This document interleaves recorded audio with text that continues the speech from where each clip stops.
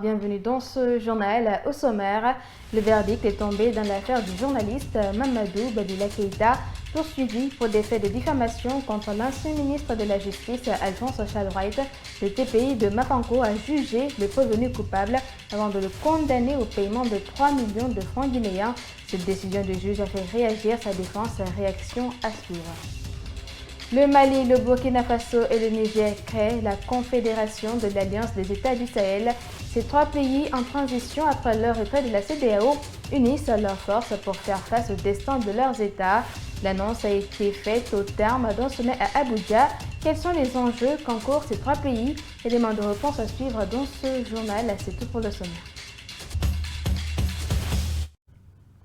La semaine dernière, le ministre guinéen des Affaires étrangères a annoncé la levée des sanctions pour la Guinée au niveau de l'Organisation internationale de la francophonie.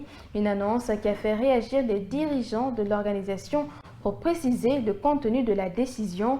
Ce qu'il faut retenir sur ce sujet, c'est la confusion si oui ou non les sanctions sont définitivement levées. L'analyste politique Dighiba Koulako Traoré a été interrogé sur la question.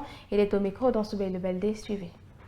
Oui, par rapport à l'EIF, vous savez, il y a une sorte d'imbroglio administratif par rapport à ça. Parce que le ministre des Affaires étrangères a dit, écoutez, il y a le retour, n'est-ce pas, de la Guinée au sein des instances de la francophonie. Mais il y a la secrétaire exécutive, je crois, de la francophonie qui a dit non, ce n'est pas un retour automatique, mais c'est un retour progressif au fur et à mesure. La Guinée continuera à assister à des réunions. Bon, mais ça, ce n'est pas surprenant.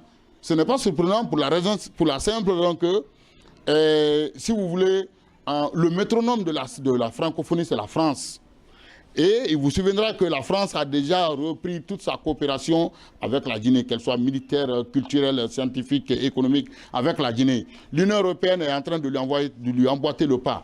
Alors si la francophonie décide naturellement de lever les sanctions, eh bien, la suspension contre la Guinée, je pense que ce n'est pas une première et c'est bien normal dans le cadre des relations internationales. Les trois pays membres de l'Alliance des États du Sahel garnissent la résistance après leur retrait de la CEDEAO. Mondialement, les militaires au pouvoir dans ces pays unissent leurs forces pour faire face au destin de leur État. Au terme d'un sommet, le Mali, le Burkina Faso et le Niger ont créé la Confédération de l'Alliance des États du Sahel où Assimi Goïta a été élu président pour un mandat d'1 an. Avec une telle union, quel est l'enjeu qui se dégage sur ces trois nations? La question a été posée à un analyste politique. En Soubeï Baldé. Le Mali, le Burkina Faso et le Niger ne comptent point reculer face à la CEDEAO. Les trois États en période de transition multiplient leur offensive dans le cadre de la résistance en tant que nation souveraine. Assimi Goïta, Ibrahima Traoré et Abdourahmane Tiani ont institué la Confédération de l'Alliance des États du Sahel. C'est une étape supplémentaire pour l'intégration très poussée entre les trois pays. Pour l'analyste politique Dighiba Koulako Traoré, l'enjeu de cette union est très grand. L'enjeu d'une telle initiative est à mon sens, est de créer une synergie d'action. Si vous voulez converger les moyens dans le cadre d'abord de la lutte contre le terrorisme. Il vous souviendra que dans ces trois pays, le terrorisme bat son plein. Les militaires au pouvoir au Mali, au Burkina Faso et au Niger ambitionnent donner du sourire à leur peuple, faire face à la lutte contre le terrorisme, faire du développement et la libre circulation des personnes une priorité au premier plan. Dighiba Traoré se demande comment ils pourront mobiliser les fonds. Je trouve le contenu très combatif, réaliste, mais est-ce qu'auront-ils les moyens de leur politique? Eh bien, comme le disent les Anglais, wait and see. Attendons de voir. C'est un couteau à double tranchant pour les trois pays qui se retirent de la CEDEAO, estime Dighiba Traoré. Bien sûr, vous savez, c'est un couteau à double tranchant. Primo, c'est une bonne démarche à partir du moment où ces pays décident de mettre en place des réformes structurelles profondes pour ne pas tomber dans les mêmes méandres que la CEDEAO, c'est-à-dire que opter pour l'autonomisation, la mobilisation des ressources internes, la création ou la mise en place des politiques de développement intra-État. Ça, c'est l'avantage qu'ils peuvent tirer. A contrario, c'est désavantageux pour eux si et seulement si ils acceptent de jouer le même jeu que les anciens dirigeants, c'est-à-dire en encourageant la corruption, en comptant sur les autres États. Pendant ce temps, la CEDEAO reste favorable au dialogue pour un retour de ces trois pays. Et puis, violation des droits humains en Guinée, le porte-parole du gouvernement monte au créneau contre les organisations de défense des droits humains qui ont sorti des rapports qui accusent l'État de commettre des exactions. Ousmane Gawal Diallo pense qu'il s'agit d'une lecture qui n'est pas du tout objective. Mamadou Taneba. Les ONG de défense des droits humains n'ont pas été tendres envers la Guinée ces 2 dernières années dans leurs différents rapports. Et cela n'est pas du goût des autorités de la transition guinéenne. Le porte-parole du gouvernement l'a fait savoir lors de sa dernière conférence de presse. Ousmane Gawal Diallo estime que ces ONG ne font pas une lecture objective de la situation. Vous avez déjà vu Amnesty International dire qu'il y a un prisonnier politique qui est enfermé à Paris parce qu'il réclame l'indépendance de la Nouvelle-Calédonie? Non. Imaginez si quelqu'un faisait la même chose ici, mais on s'en donnerait à cœur joie. C'est pour ça qu'il faut relativiser aussi la lecture. Moi, je ne dis pas que ce qu'ils disent, ils n'ont pas leur lecture, mais leur lecture n'est pas objective. Elle ne traduit pas la réalité de notre pays. Les leaders politiques qui ne sont pas en Guinée ici, personne d'entre eux n'est interdit ici ou ne fait l'objet de poursuites. Pour Ousmane Gawal Diallo, c'est normal que chaque pays ait sa façon d'agir pour rétablir l'ordre public en cas de trouble. Donc chaque pays, quand il est confronté à une situation, trouve des solutions urgentes pour régler ça, pour mieux maîtriser la situation et ramener le calme et permettre à la normalité de continuer. Chaque pays fait ça.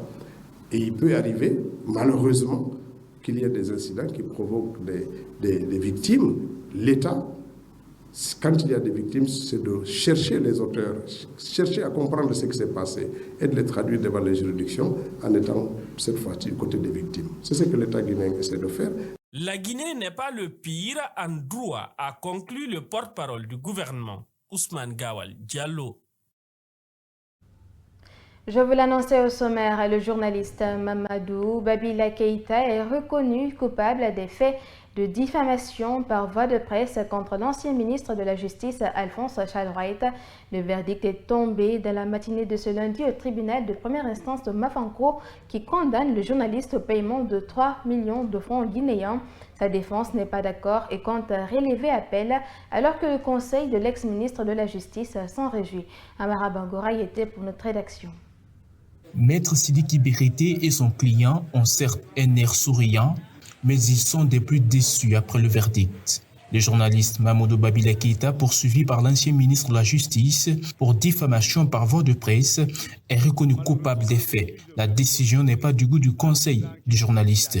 Il n'y a jamais eu de diffamation, il y a eu détournement avéré, pièce à l'appui, au mépris de l'article 28 de la loi sur le marché public. Donc, si on veut dire que la maison centrale a été rénovée, malheureusement, à plus de 104 millions, et ce n'est même pas fini, le chantier est aux arrêts.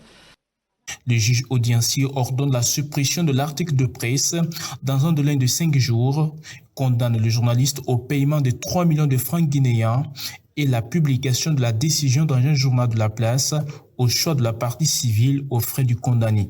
Sa défense promet de relever appel alors que le conseil d'Alphonse Chalrouait ne trouve pas l'opportunité de cet appel. Le premier péché que M. Babila a commis dans le cadre de sa défense, c'est un péché de procédure. Il pourrait disposer certes de pièces à justifier ses allégations, sauf que il n'en a pas usé de manière à prouver ces allégations-là selon que la loi l'a prévu. Et je pense que ce n'est pas en cours d'appel, au niveau de la cour d'appel qu'il pourrait régulariser cette situation. À l'origine de cet ennui judiciaire, la publication en mars 2024 d'un article d'enquête produit par le journaliste dénonçant un parfum de corruption autour de la rénovation de la maison centrale de Corentin et accusant le département de la justice. Pour finir, en France, c'est la surprise totale contre toute attente. Le nouveau Front populaire est arrivé en tête des législatives anticipées ce dimanche. Il décroche 182 sièges suivis par le camp présidentiel qui sauve la mise avec 168 sièges.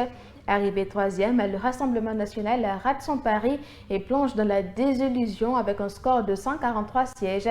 Le Premier ministre Gabriel Attal a remis ce lundi 8 juillet sa lettre de démission à Emmanuel Macron au lendemain du second tour d'élection législative marqué par la victoire du nouveau Front populaire. Mamadou Tanouba.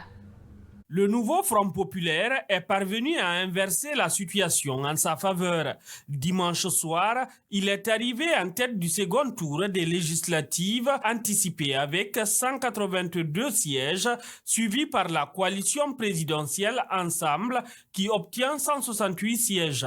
Le Rassemblement national, arrivé en troisième position dans les résultats, a eu 143 sièges.